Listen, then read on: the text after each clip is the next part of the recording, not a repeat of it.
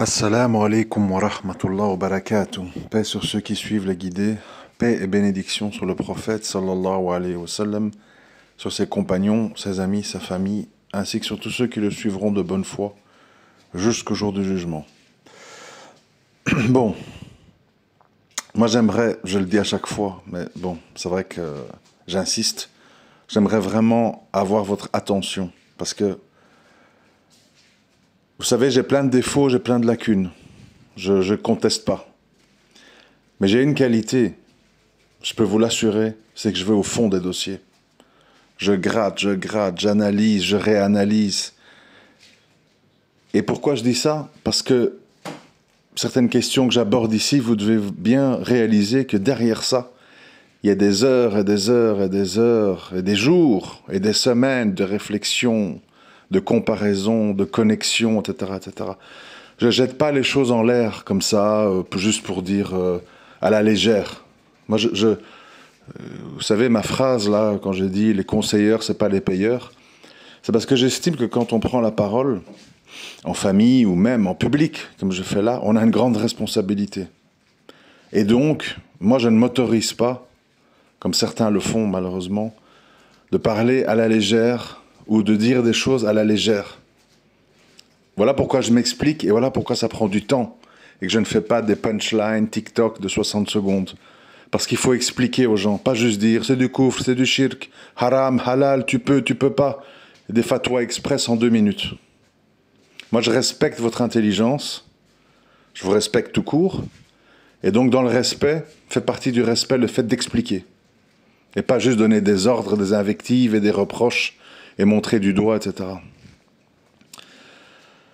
Bon, ça va s'articuler en 2 points, mais qui est autour du même thème. Le thème, c'est, et je vous l'ai déjà dit, dans l'audio, je pense, où j'ai dit que je ne voulais plus m'attaquer aux petits et aux branches. Le thème, en fait, c'est la problématique des racines. On est dans un monde aujourd'hui très superficiel où les gens parlent beaucoup des branches, les constats, les résultats finaux d'une situation. Et finalement, on passe à côté. Pourquoi? Parce qu'on ne va pas à la racine. Je vais prendre un exemple que j'ai pris hier. Certes, j'étais un peu de mauvaise humeur, donc j'étais un peu brutal, que j'ai pris hier dans un space à propos de certaines déclarations qui ont été faites et que je n'ai plus envie d'entendre, et j'ai expliqué pourquoi. Alors, le thème, c'était de dire il faut partir, nos enfants sont en danger, bientôt les LGBT dans nos écoles, on enlève le voile à nos filles, les immigrés, les maghrébins sont venus s'humilier en France, les Algériens en France, les Marocains en Belgique, ils ont pris les boulots crasseux, ils ont rasé les murs, ils baissent la tête, etc., etc. Moi, je suis plus trop d'accord pour insister là-dessus. Et je vais expliquer pourquoi. Ce n'est pas faux, c'est vrai, fondamentalement, c'est vrai, voilà. Beaucoup de gens sont dans l'humiliation, beaucoup de gens voient leurs filles déballées à l'école, beaucoup de gens ont leurs enfants qui terminent en prison, c'est la débâcle, quoi. Oui, ben oui, je suis pas aveugle, je le vois. Donc il y a un problème à résoudre.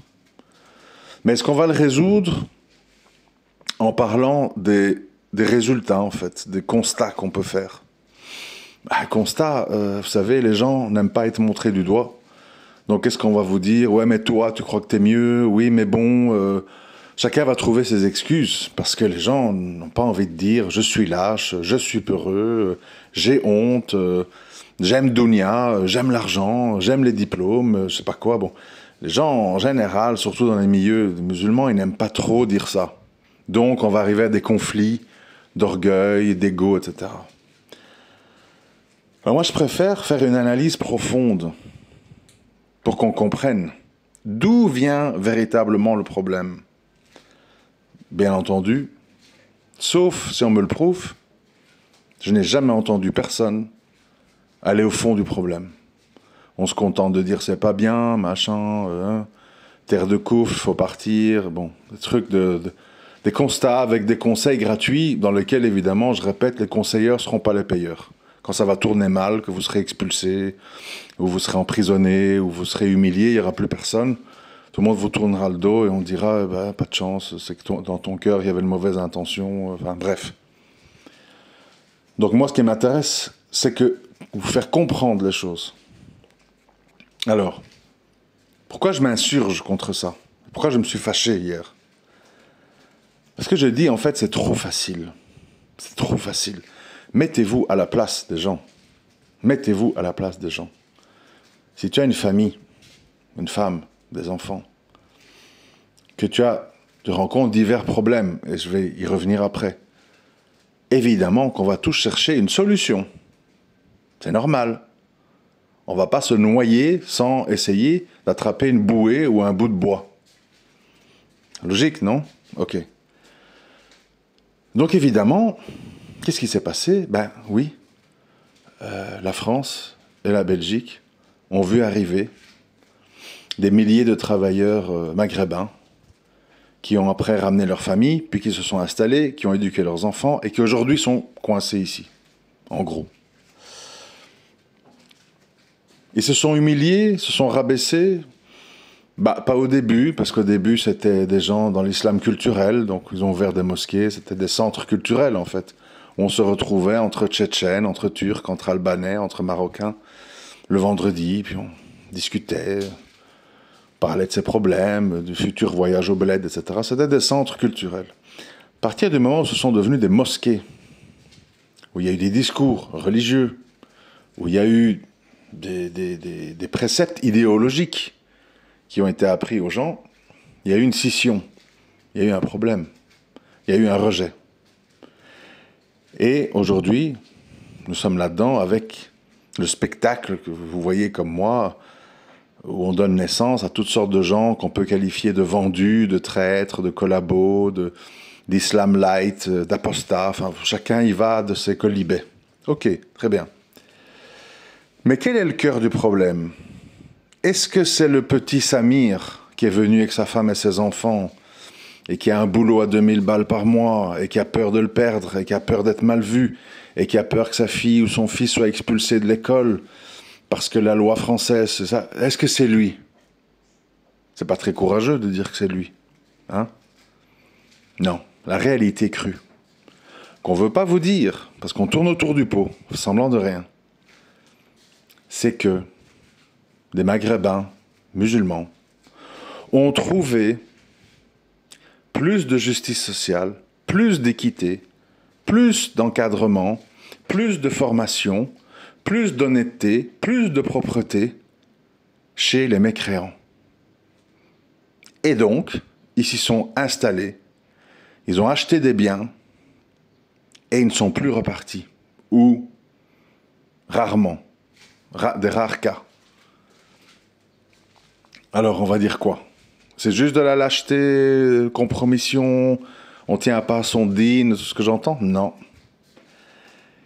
C'est parce que, mettez-vous à la place, c'est parce que dans les pays affiliés à l'islam, où le gouvernement disent être musulmans, ils ne trouvent aucune qualité qui devrait être normalement l'apanage des musulmans par rapport aux autres. Au contraire, ils trouvent corruption, malhonnêteté, pistonnage, abandon de l'État de plein de choses, sécurité, propreté, etc. Copinage entre les classes bourgeoises, etc. Hypocrisie. Religion présentée d'une manière trafiquée, afin de ne pas déplaire, soit aux généraux en Algérie, soit à la royauté au Maroc, etc., etc. Et puis nous, en fait, on s'étonne que les gens préfèrent de l'honnêteté venant de la mécréance plutôt que de la malhonnêteté venant de pseudo-musulmans. Et donc le problème de fond ici, c'est pas commencer d'accabler les gens. Ma sœur, ton voile, truc, t'aimes pas ta religion, fais hijra. Mon frère, ta fille est nue à l'école, allez vite, fais tes bagages. D'abord, tous ces gens qui disent ça, ils donnent pas de destination. C'est facile. Pas de destination. La terre est vaste. débrouille-toi. Je ne sais pas de quoi il parle en fait. Il parle de Patagonie, il parle du Vietnam, il parle du désert mauritanien, il parle je ne sais pas, d'être au milieu de la guerre civile au Congo, ou des massacres au Soudan. On parle de quoi en fait? Personne ne vous donne de destination. Premièrement. Deuxièmement, on fait semblant que dans toutes ces destinations, il y a des États islamiques dans lesquels vous allez trouver, si pas tout, un peu des valeurs que vous trouvez en Occident. Évidemment, on ment. Quand les gens débarquent là-bas, qu'est-ce qu'ils voient? Corruption, bakchiche, inflation des prix, bas salaire, coût de santé très élevé, inaccessible à beaucoup de gens, quasi-obligation d'avoir ton épouse qui travaille pour s'en sortir. Les écoles valables sont des écoles privées qui coûtent, surtout si tu as de nombreux enfants. Il faut compter minimum 50 à 200 euros par enfant, etc., etc., etc. Égoïsme, hypocrisie, cannabis, tourisme, etc., etc. Il ne faut pas faire la liste, elle ferait mal au ventre. Et donc, on préfère accabler les petits, qui sont encerclés en fait, entre l'humiliation en Occident en échange de certains bienfaits et une certaine sécurité et d'un certain confort. Confort entre guillemets, c'est pas des palais avec des masseuses ou je ne sais quoi. Confort, ça veut dire la base quoi. Les transports publics qui fonctionnent, des logements qui ne sont pas insalubres, une justice où tu peux être représenté par un avocat prodéo si tu n'as pas d'argent, etc., etc. C'est-à-dire, bon, un peu ce qui devrait être normalement la base. C'est pas le palais des mille et une nuits. Et en fait, on dit à ces gens, voilà, la réalité de ces gens, c'est qu'ils sont coincés entre l'humiliation, l'islamophobie, les expulsions, l'interdiction du voile à l'école, la promotion de LGBT, des positions pro-sionistes, etc., etc. Ils sont coincés entre ça et des pays qui se cachent derrière l'islam pour faire pire à tous les niveaux. Pour faire pire à tous les niveaux. Je répète, ça doit bien rentrer dans le crâne de certaines personnes qui ne comprennent pas. Pire à tous les niveaux. À ça, on vous répond, vous savez quoi? Moi, je vous parle de choses importantes. Je vous parle d'hôpitaux, je parle d'éducation, je parle de justice, je parle de propreté, je parle d'argent, je parle de salaire. Vous savez ce qu'on me répond à ça? Vous savez ce qu'on répond aux gens à ça, quand ils disent ça? Oui, mais là-bas, il y a le adhan et tu peux porter ton voile dans la rue. Subhanallah. Tu vas manger avec le adhan? Tu vas te soigner avec le adhan? Tu vas éduquer tes enfants avec le adhan? Ou avec des voiles, des niqabs, des djilbabs, je ne sais quoi? Tu me parles de choses superficielles qu'à la limite, tu peux presque avoir sur ton téléphone à l'heure de la prière. Il y a le adhan qui se déclenche, tu entends le adhan dans ton téléphone. Parce que certains ramènent l'islam à ça. C'est à devenir fou, en fait. Tu vois, tu te dis, soit je suis au milieu des fous, soit je suis fou. Tu vois? T'as des gens très sérieux, niveau de science, machin, truc, parlent arabe, connaissent le Coran par cœur.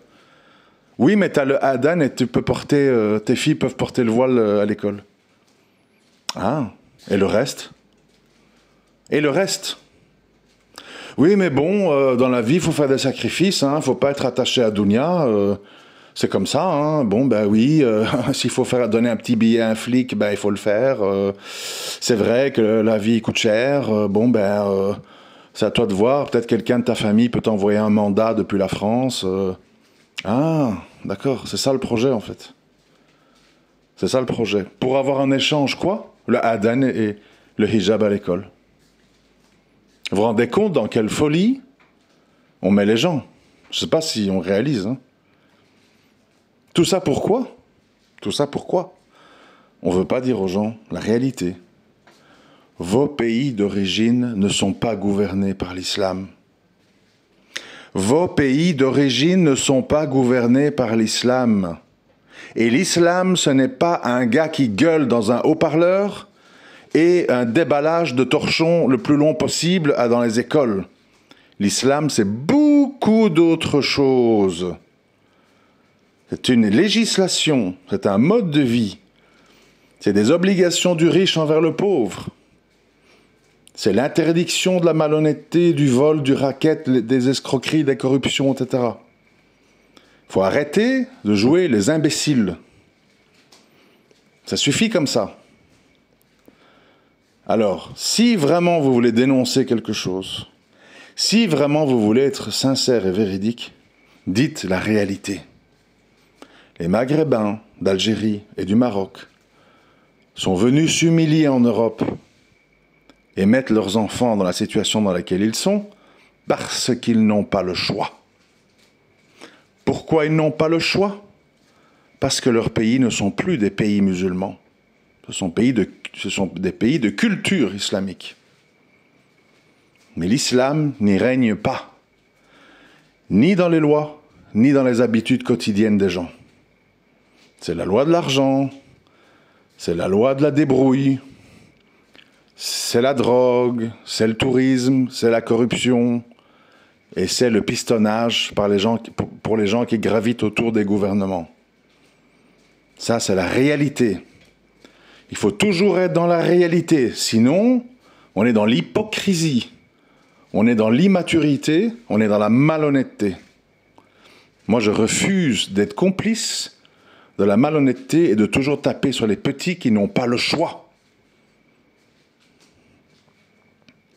Alors, si on veut venir avec des constats et des solutions, on ne se contente pas d'accabler les gens, on donne une feuille de route. Ça veut dire, on dit, premièrement, tu fais ça. Deuxièmement, tu fais ça. Troisièmement, tu essayes de faire ça. Quatrièmement, tu vas là.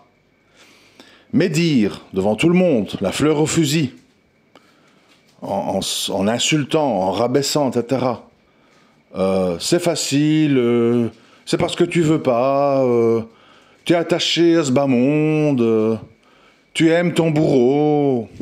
Mon bourreau? Mon bourreau? Tu sais où il est, mon bourreau? Il s'appelle Mohamed et Aziz et il est en terre d'islam. Là-bas sont mes bourreaux. Qui vont me maltraiter, qui vont me traiter de wahhabite, qui vont m'emprisonner, qui vont m'expulser, qui vont me traiter d'une manière injuste.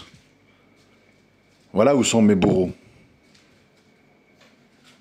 Et dans le fond, ces gens-là, ils sont contre-fiches des histoires de LGBT, de je ne sais quoi. Ils sont dans la course aux richesses, la course au tourisme, la course au fric, et n'ont rien à cirer des valeurs de l'islam. En apparence, oui. Salam alaikum, becher, labas alik, on connaît. Les coutumes. Donc attention, mes frères et sœurs, plein de sciences, plein d'arabes, plein de Coran par cœur. Attention de ne pas accabler les petits, parce que vous faites dans votre pantalon quand il s'agit de désigner les vrais coupables, qui sont les gros poissons dans les palais. Ne soyez pas des peureux malhonnêtes, ou alors vous la bouclez. Vous rabaissez pas les gens. Vous vous taisez, parce que vous n'avez pas les tripes de désigner le coupable. C'est trop facile. C'est trop facile. Et c'est comme ça dans tous les domaines. Ah, les sœurs, il faut se marier, c'est pas bien d'aller travailler, etc. Tu la prends, la femme de 40 ans avec 3 enfants? Tu l'épouses? Ah non, moi il faut une jeune vierge du bled. Ah, ok, d'accord. Les conseilleurs ne sont pas les payeurs. Encore une fois. Retenez bien ça. Juger, rabaisser, c'est facile. S'impliquer et donner des vraies solutions, c'est difficile. Et l'humain n'aime pas la difficulté. Il aime présenter les choses comme faciles. Bon, ça c'est dit, 19 minutes, ok. Maintenant je passe à un deuxième dossier toujours sur le même thème. L'histoire du vote, la politique, etc. Bon. Les gens me rendent fou. Les gens me rendent fou. Parce qu'ils rendent compliqué quelque chose qui est d'une extrême simplicité. Mais quand je dis ça, je peux le démontrer. Le démontrer par l'actualité, présente là, aujourd'hui. Je m'explique. Essayez d'être attentif, parce que ça vous permettra de l'expliquer à des gens autour de vous, qui ne comprennent pas, qui ne comprennent rien, à rien. La politique, dans un système démocratique, ce n'est pas fait pour les gens de conviction. Qu'est-ce que je veux dire par là? Si tu as des vrais idéaux, si tu as des vraies convictions, qu'on approuve ou qu'on n'approuve pas, tu es destiné à rester un petit parti ou un parti avec lequel on ne fera pas de coalition. Asselineau, Dupont-Aignan, Mélenchon, Zemmour, ce sont tous des gens qui viennent avec de l'idéologie, qui viennent avec un programme solide, complet. Tous ces gens-là sont destinés à perdre, à ne jamais gagner. C'est pour ça qu'on a entendu hier que Marion Maréchal Le Pen, qui elle est une politicienne, qui n'avait pas arrêté de cracher sur sa tante, le RN ceci, le RN cela, a dit « Ah ben non, il faut arrondir les angles, on va faire l'union des droites, etc. » Zemmour l'a sorti de son parti. Pourquoi? Parce que la démocratie, et croyez-moi bien que tous ceux qui ont goûté au pouvoir l'ont bien compris, c'est un jeu dans lequel on peut être tout sauf honnête et sauf être intègre. Parce que tout simplement, si tu es honnête et intègre, tu ne pourras pas appliquer ton programme. Pour appliquer ton programme, tu dois tenir à tes engagements, à tes valeurs, à tes idéaux. Et les autres te diront, on ne t'inclut pas dans nos coalitions. Vous allez voir, dans les élections qui vont arriver en France, tout ce qui est, entre guillemets, parce qu'ils appellent ça de l'extrémisme, être attaché à ses valeurs, à ses idéaux, tous ces gens-là, ils vont être écartés. Asselineau, Dupont-Aignan, Mélenchon, voilà. Ou, parce que on dit, oui, mais Mélenchon, c'est une bête politique. C'est pas un gars sincère. Zemmour, on l'aime pas, mais c'est un gars sincère. Et c'est pour ça que Zemmour ne gagnera jamais rien en politique, parce que c'est quelqu'un de sincère. Sincère dans ses idées, qu'on partage pas, mais il est sincère. Et la sincérité en politique, ça marche pas. Parce que pour accéder au pouvoir, tu dois être prêt à mentir. Tu dois être prêt à abandonner toute une série de tes principes afin de rejoindre des coalitions. Voilà pourquoi dans son essence, dans sa source, la démocratie est une imposture. Ne fût-ce que ça, et je peux vous citer des dizaines de points qui montrent que c'est une mafia. Mais ce qui est fou, c'est que des gens qui espèrent l'au-delà disent, le cœur léger, voter pour l'un ou l'autre de ces mafieux, c'est une maslaha. Alors qu'on sait qu'ils mentent, alors qu'on sait qu'ils ne vont pas appliquer leur programme. Vous allez voir qu'entre aujourd'hui et le 30 juin, Mélenchon et toutes ces poufiasses autour de lui ne va pas ouvrir son claque-merde sur la Palestine. Parce qu'il sait que s'il fait ça, les autres de gauche avec qui il doit faire une coalition, ils vont l'éjecter. Dans le discours de Mélenchon, entouré de ses militants, enfin ses lieutenants, je ne sais pas comment on l'appelle là, qu'est-ce qu'on a remarqué? Rima Hassan a disparu. On ne va plus la montrer. On l'a utilisée aux élections pour ramener le vote des immigrés. Oh, l'avocate qui a eu son père incarcéré en Palestine, elle a une grande histoire. Terminé. Plus besoin. Passe à autre chose maintenant. Il faut faire profil bas pour rejoindre une coalition de gauche. Mélenchon va devenir quelqu'un de très raisonnable. Il va arrêter de crier, il va être constructif, il va faire des compromis, il va dire c'est pas ça qu'on a voulu dire. C'est ça le jeu démocratique. C'est un jeu dans lequel on bouge des pions sur un échiquier.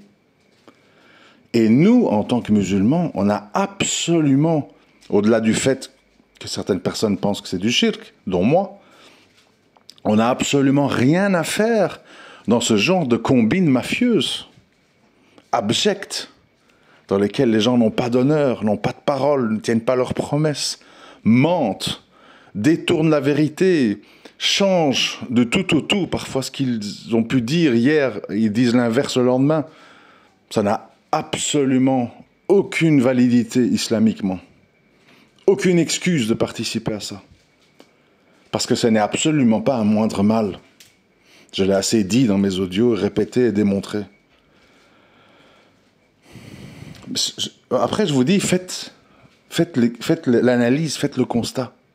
Regardez tous ceux qui ont des opinions, les écologistes. Pourquoi ils sont morts? Pourquoi ils n'accèdent pas au pouvoir? Parce qu'ils tiennent à leur dogme. Il faut fermer les centrales nucléaires, il faut faire ci, il faut faire ça. Et tous ceux qui ne veulent pas négocier, ils sont éjectés. On n'en parle plus. Noël, ma mère et compagnie, tous ceux qui sont passés par l'écologie, les Verts. Disparus, on n'en parle plus. Restent les combinards. Restent les gens qui utilisent l'écologie pour garder l'électorat écologiste, mais dont on a expurgé tous les idéaux, tous les objectifs, pour ne garder qu'un vernis. C'est ça la démocratie, on garde un vernis. Un vernis. Et puis, quand c'est plus la mode, on change. Exemple en Belgique. Exemple en Belgique. Il y avait le parti, le PSC, il y a 20 ans. Le Parti social chrétien. Puis, on a vu que le mot chrétien, ça n'attirait plus grand monde. On a changé le nom. On est devenu CDH.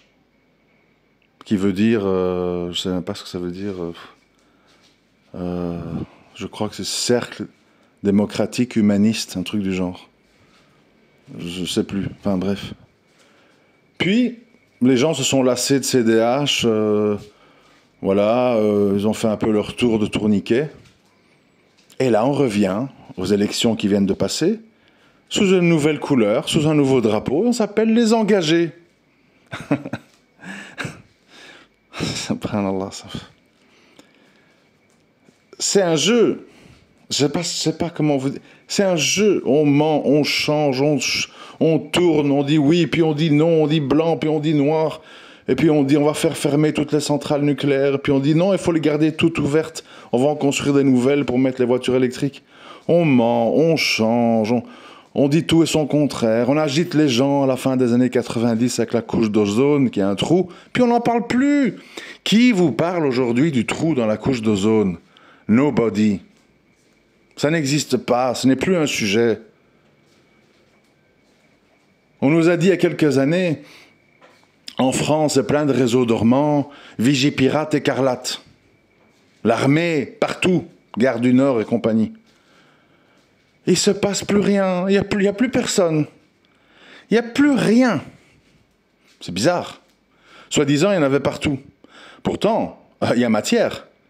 On voit des cadavres d'enfants palestiniens tous les jours. Il y a de quoi choquer tous les esprits fragiles, les gens, les tox, les gens sous médoc, antidépresseurs. Il y a de quoi les faire basculer dans la violence.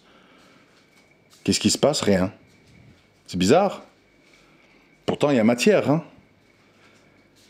Vous entendez, vous, des fous qui disent « Allahu Akbar », ils jettent des cocktails Molotov sur l'ambassade israélienne ou je sais pas quoi, américaine. Rien du tout.